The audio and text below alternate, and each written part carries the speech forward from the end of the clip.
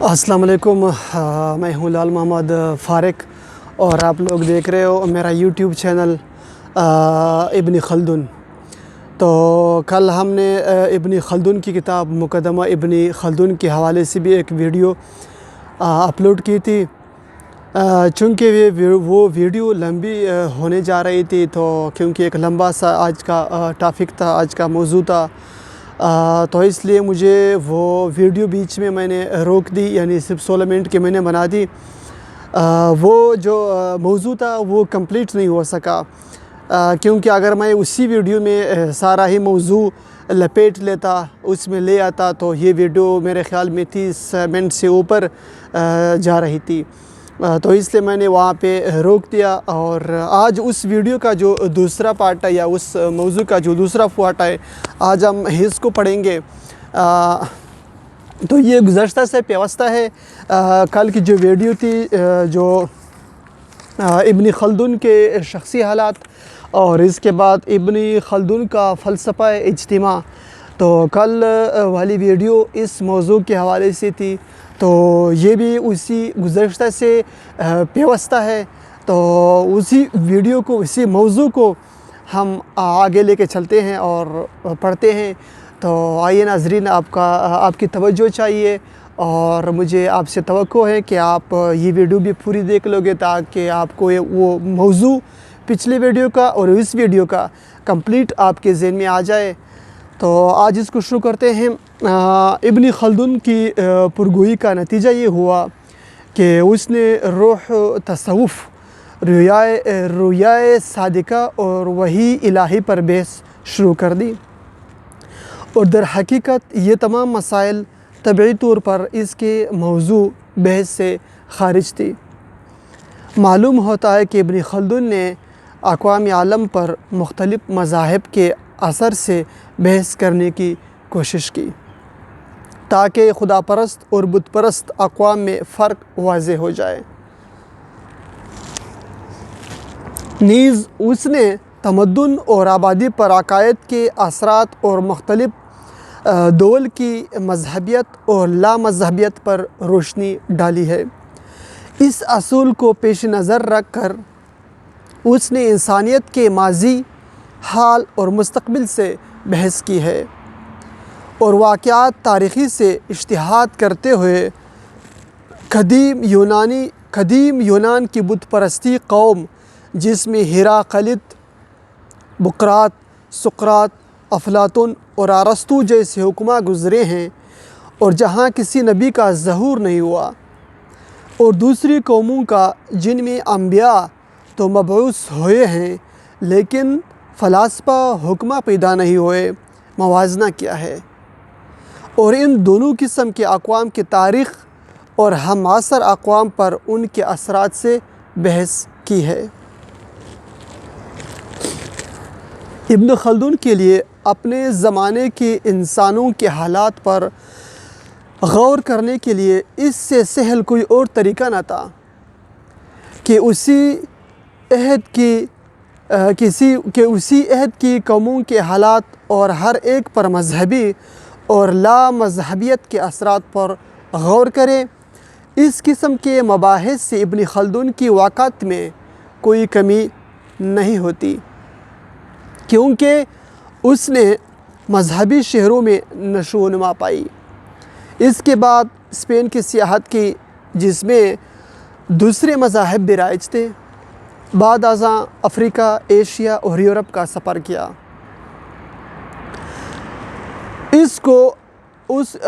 उसको ऐसी वहशी अक़वाम व क़बाइल का क़त्ई इल्म न था जिनका कोई मज़हब से ताल्लुक़ न था, और जिनकी नशोनुमा लक़ व दक़ सहरा और जंगलों में हुई थी। चनांचे उसने अपनी तारीख़ में उन अक़वाम के तमाम हालात पर रोशनी डाली है। अब उसके लिए ये बेहतर था कि वो माज़ी व हाज़िर पर भी एक नज़र डाले, ताकि वो मज़हबी और गैर मज़हबी अमूर से वाकिफ़ हो जाए, जो मुस्तक़बिल के दामन में पोशीदा थे। इस किस्म की बहस इंसानियत के लिए बहुत सुदमंद है और बार आवर है। البتہ تصوف استخارہ، رؤیائے صادقہ، تجرد اور اس قسم کے مباحث جن میں حکیم نے اپنی عقل و دانش کو رائیگاں کیا غیر ضروری ہے۔ یہاں تک کہ ابن خلدون نے ان عوامل کی تشریح کی ہے جو اجتماع سے خارج ہیں۔ اس کے بعد اس نے ان اجتماعی عوامل پر بحث کی ہے جو جماعت میں نشو و نما پاتے ہیں۔ وہ کہتا ہے کہ ہر انسانی جماعت 3 دور سے گزرتی ہے۔ پہلا دور بدوی، دوسرا دور غزوی اور تیسرا دور حضری ہوتا ہے۔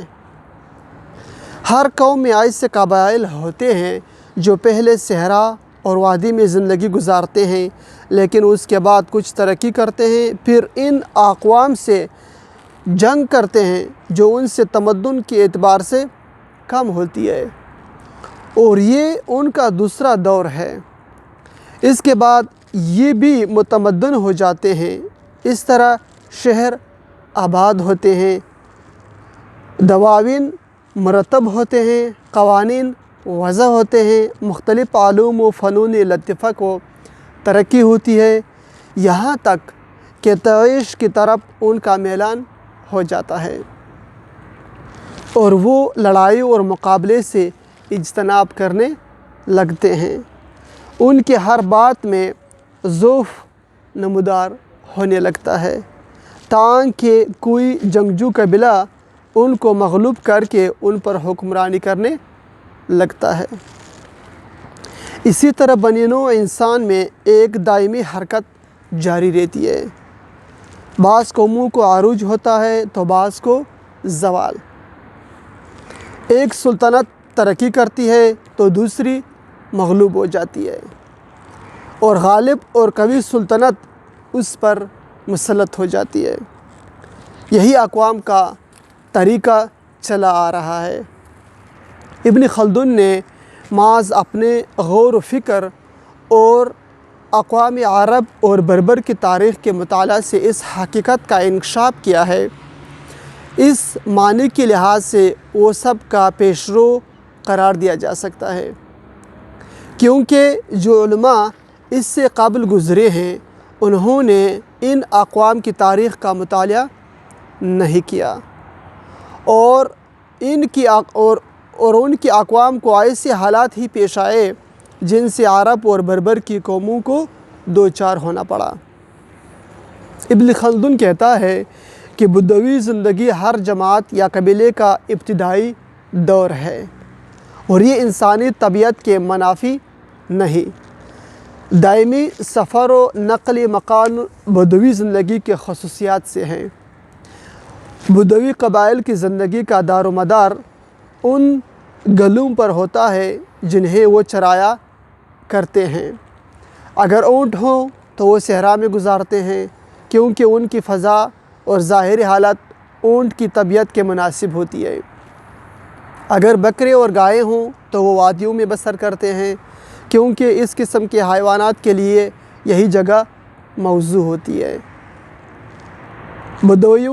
بدویوں کی اس قسم کی زندگی، غذا و لباس میں ان کا قناعت پر مجبور ہونا، ان کی شجاعت و قوت جن سے وہ اپنے جان و مال کی مدافعت کر سکیں، یہ تمام امور اہل حضر پر ان کی فوقیت کا باعث ہوتے ہیں۔ ابن خلدون کہتا ہے کہ عصبیت ایک ایسی شے ہے جو قبیلہ کو الفت و محبت پر مجبور کرتی ہے، اور انہیں اتحاد و اتفاق و مشترک مصالح کی مدافعت کا سبق سکھاتی ہے۔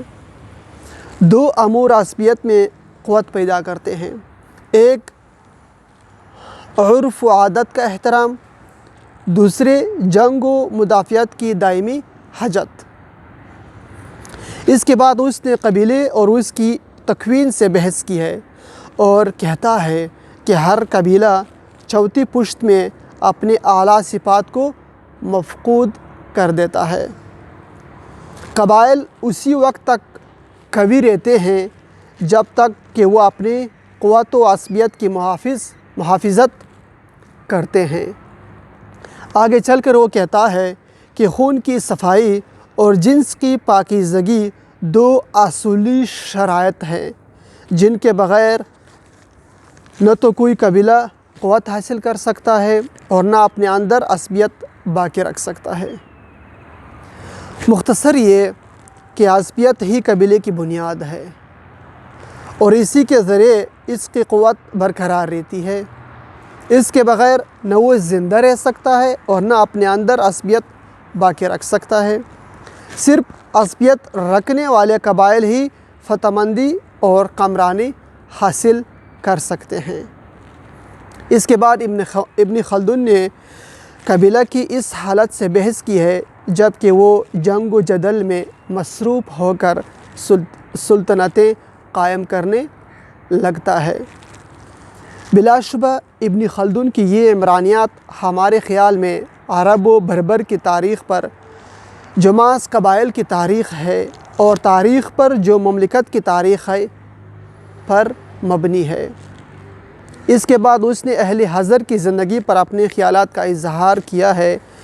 اس حکیم کو سیاست و اخلاق میں پھر ان میں اور عقائد کی شرح میں امتیاز کرنے کا ایک خاص ملکہ حاصل ہے۔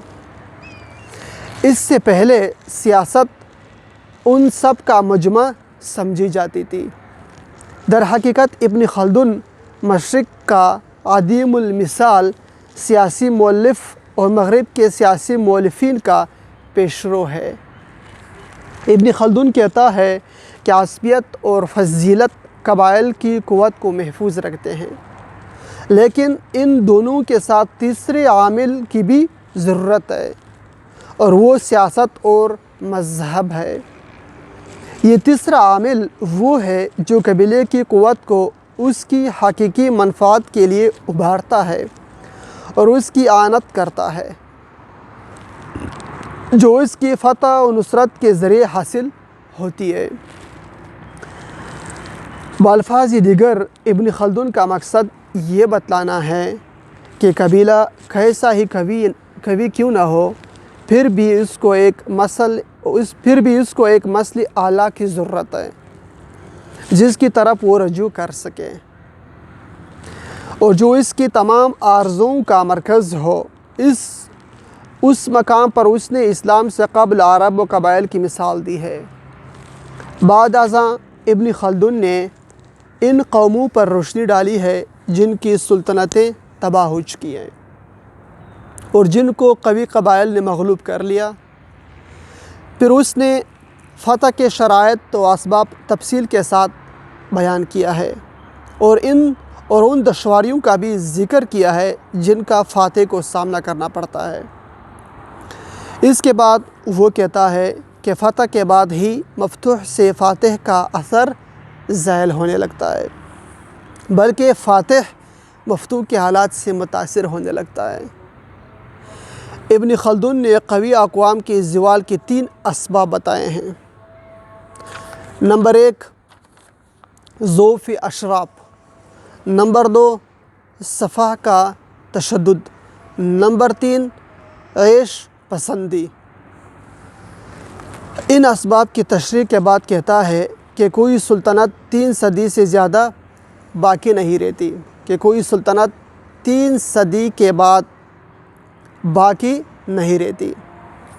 فرد کی طرح اس کے لیے بھی عہد طفلی شباب و پیری ہے، لیکن اس سے لازم نہیں آتا کہ کسی سلطنت کو اپنے ابتدائی دور ہی میں زوال نہ ہو۔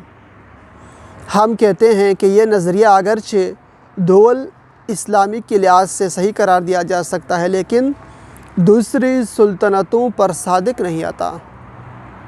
سیاست، تغلب اور فتح کے متعلق ابن خلدون کے اکثر خیالات میکاولی کی کتاب الامیر کی طرف ہمارے ذہن کو منتقل کرتے ہیں، جس کا ترجمہ ہم نے 1912 میں عربی زبان میں کیا ہے۔ بلا شبہ ان مسائل میں ابن خلدون کو توفیق حاصل ہے کیونکہ وہ فلورنس کے حاکم اور اس کے وزیر سے بھی پہلے گزرا ہے۔ یہاں ابن خلدون کے فلسفہ اجتماع کی تنقید کا موقع نہیں ہے۔ ہمارا مقصد صرف یہ ہے کہ ابن خلدون کے مبادئ کی تخلیص پیش کریں، جس سے قارئین پر واضح ہوگا کہ ابن خلدون نے قابل یادگاری مقدمہ میں جس امر کو زیادہ اہمیت دینے کی کوشش کی ہے وہ اس قانون کا اکتشاف ہے جس کے تحت مغرب میں عربی تمدن کی تکوین ہوئی۔ ابن خلدون نے اس قانون کے اکتشاف کا قصد صرف اس لیے کیا ہے کہ اس پر فلسفے اجتماع کی بنیاد قائم کرے۔ اس بارے میں اس کا عقیدہ تھا کہ اگست کومٹ کا جو اس سے 600 برس بعد گزرا ہے نہیں یہی عقیدہ ہے۔ تاریخی واقعات وہ ماخذ ہے جس سے عالمی اجتماعیات اپنے نتائج اخذ کرتا ہے۔ ملاحظہ ہو تاریخ فلسفہ عرب مؤلفہ بویر۔ ابن خلدون کے واقعات زندگی اور اخلاق کے لحاظ سے اس میں اور میکاولی مؤلف کتاب الامیر میں زیادہ مشابہت پائی جاتی ہے۔ پیدائش کے اعتبار سے دونوں میں صرف 1 صدی کا فرق ہے۔ ان دونوں کے زمانے کے حالات کی روح سے اور ان کے عہدوں کے اعتبار ان کی جو عہد تھے عہدوں کے اعتبار سے جن پر وہ فائز ہوتے رہے اور ان شخصیتوں کے لحاظ سے جن سے وہ متاثر ہوئے ان میں تقریباً یکسانیت پائی جاتی ہے۔ ان میں سے ہر ایک کو انسانی اخلاق، قوانین اقوام اور ان کے حالات کے متعلق کافی تجربہ اور وسیع علم حاصل تھا۔ ابن خلدون یکتائے روزگار تھا۔ اس کے جیسے افراد ہر زمانے میں شاذ و نادر ہی پیدا ہوتے ہیں۔ اس نے ابن رشد کے فلسفہ کا گہرا مطالعہ کیا اور اپنے زمانے کے اکثر معتقدات کو جذب کرنے کی کوشش کی۔ نیز 2 مسائل میں اس کو اگست کومٹ پر فوقیت حاصل ہے۔ ایک تو اس کا یہ قول کہ فلسفہ علم موجودات ہے۔ ارسطو جیسا شخص جو استاد اول اور معلم اول کہلاتا ہے اس نظریے سے ناآشنا تھا، لیکن اسی چیز کو اگست کومٹ نے ابن خلدون سے 600 برس بعد پیش کیا ہے۔ اس مسئلے میں ابن خلدون نے ارسطو سے بھی اعلیٰ ادراک کا ثبوت دیا ہے۔ اس حقیقت عظمیٰ کے انکشاف میں وہ 19ویں صدی تک کے تمام فلاسفہ یورپ کا پیشرو ہے۔ دوسرا اس کا یہ قول کہ انسانی اجتماع پر قوانین قواعد ہوتے ہیں جو علم اجتماعیات کو عالمی منتظمہ کی صف میں داخل کر دیتے ہیں۔ اس اصول میں بھی اس کو اگست کومٹ پر تقدم حاصل ہے، کیونکہ عالم کے متعلق اس فلسفے کے علم کی بنیاد 2 امور پر ہے۔ ایک تو اقوام کا مطالعہ اور ان کا تجربہ، دوسرے ان قوانین کا ادراک جو جماعت میں پائے جاتے ہیں اور عقلی تجربوں اور غور و فکر کے ذریعے ان کا انکشاف۔ اگست کومٹ نے بھی جب اپنے 2 نظریے سکونیات اور حرکیات کی تشریح کی تو ابن خلدون کے خیالات پر کچھ اضافہ نہیں کیا، کیونکہ وہ کہتا ہے کہ تجربے اور علم کے ذریعے ہم پر حقائق کا انکشاف ہوتا ہے اور عقل اسباب و علل کو بے نقاب کرتی ہے۔ اس طرح ابن خلدون وہ پہلا شخص ہے جس نے اس خاص نظریے کو پیش کیا جس کی روح سے تاریخ کو اسی حد تک کہ اس کی غایت حقائق کو جمع کرنا اور اس کی تنظیم و تنسیق ہے تاکہ ان کے ذریعے اسباب و نتائج کا انکشاف ہو سکے۔ اس تجربہ کے بعد ہم اس نتیجہ پر پہنچتے ہیں کہ ہر معین حادثہ اپنے وقوع کے وقت خاص شرائط و علل وجوہ کو مستلزم ہوتا ہے۔ بالفاظ دیگر کسی تمدن میں جب کبھی خاص اسباب و علل کا اجتماع ہوتا ہے تو اس وقت ایک معین حادثے کا ظہور ہوتا ہے۔ اس قول سے زیادہ مقبول عام کون سا قول ہو سکتا ہے جس کے قائل مونتسکو، کومٹ اور دوسرے علماء اجتماعیات ہے۔ اس کے بعد ابن خلدون کہتا ہے کہ تاریخ کی غایت اجتماعیات یا حیات اجتماعی کا مطالعہ ہے۔ ہم نے یہ پہلے بیان کیا ہے کہ حیات اجتماعی کی 3 شکلیں ہوتی ہے جو ایک کے بعد دیگرے نمودار ہوتی ہے: حالت بداوت، حالت حرب یا فتح، پھر حالت حضارت۔ پس لسانی صفحہ 73، مطبع 1211، مطبع ازہریہ مصر۔ ابن خلدون نے اجتماعی حیات کا سلسلہ بداوت سے حضارت تک، جہاں بالطبع فساد و پناہ کے اسباب پیدا ہوتے رہتے ہیں، قائم کیا ہے، اور ان اسباب کی اس طرح تحلیل کی ہے: فقر و غنا کے اعتبار سے عدم مساوات اور بدوی قبائل کے قلوب سے ان کے تمدن ہو جانے کے بعد شجاعت کی فضیلت کا مفقود ہو جانا، پھر ان جدید قبائل کے متمدن ہونے کے بعد انواع و اقسام کے لہو و لعب میں منہمک ہو جانا۔ جو شخص اس اہم مقدمہ کا مطالعہ کرے گا اس کو ایک لحظہ کے لیے بھی اس بات میں شک نہ ہوگا کہ ابتدا سے انتہا تک ابن خلدون نے افریقہ کے مغرب اور یورپ کے جنوب میں جو عربی آبادیاں پائی جاتی ہیں ان کے اوپر تفصیلی نظر ڈالی ہے، اور اس کے متعلق اس کے قول سے زیادہ مستند کوئی اور ثبوت نہیں مل سکتا جو اس نے عصبیت کے متعلق پیش کیا ہے۔ صفحہ 79، طبع مذکورہ، جس میں لکھتا ہے کہ بزرگی اور انسانی عظمت کی انتہا دنیا کے 4 گروہوں میں سے صرف ایک میں ہوئی ہے، یعنی چوتھی گروہ میں۔ ان 4 گروہوں کے متعلق اس کی رائے یہ ہے کہ پہلا گروہ بانی ہوتا ہے، دوسرا مباشر، تیسرا مقلد، چوتھا ہادم۔ یہ امر نظر انداز نہیں کیا جا سکتا کہ ابن خلدون نے اپنے اس نظریے کے لحاظ سے کہ انسانی اخلاق آب و ہوا سے متاثر ہوتے ہیں اور تمول و افلاس کے اعتبار سے ان کے حالات میں اختلاف ہوتا رہتا ہے، یورپ میں قرون وسطیٰ اور زمانہ جدید کے تمام علماء اجتماع کا پیشرو ہے۔ صفحہ 52، اور اس کے بعد یہ وہ پہلا شخص ہے جس نے زمین کی آبادی کے متعلق بحث کی ہے اور اخلاق و تمدن پر اقالیم کے اثرات کو بھی واضح کیا ہے۔ اگرچہ بعض فلاسفہ یونان نے بھی ان مسائل پر قلم اٹھایا ہے، لیکن ابن خلدون ہی وہ پہلا شخص ہے جس نے ان مسائل پر اس زمانے کے لحاظ سے اپنی جغرافیائی معلومات کی حد تک کما ہو کر بحث کی ہے۔ ان مباحث کی اہمیت محتاج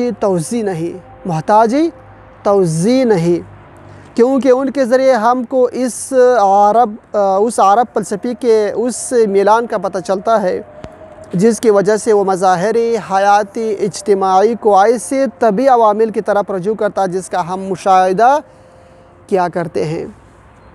ابن خلدون کے اس بیان میں ہمیں کس قدر تأسف ہوتا ہے جب وہ کہتا ہے کہ وہ نہ کسی مسئلے پر کما ہو کر بحث کر سکا اور نہ اس کے تمام اصول پر روشنی ڈال سکا، بلکہ تمام مسائل کے احاطہ سے قاصر رہنے کی وجہ سے ان میں سے چند ہی پر اپنے خیالات کا اظہار کر سکا اور باقی مسائل کو ان جلیل القدر علماء کے لیے چھوڑ دیا جو اس کے جانشین ہونے والے ہیں۔ لیکن ہمارے رنج میں اور اضافہ ہوتا ہے جب ہمیں یہ معلوم ہوتا ہے کہ ابن خلدون کی وفات کے بعد سے یعنی 15ویں صدی سے لے کر اس زمانے تک خواہ سرزمین عرب ہو یا اور دیگر ممالک اسلامی، کہیں بھی کسی نے اس کی ندا پر لبیک نہیں کہا۔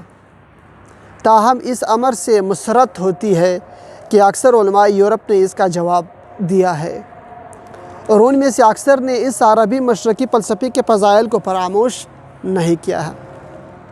ہمیں اس امر میں شک نہیں کہ کومٹ اس فلسفے کی حالات سے واقفیت رکھتا ہے، گو اس نے اپنی کتاب میں مطلقاً ذکر نہیں کیا بلکہ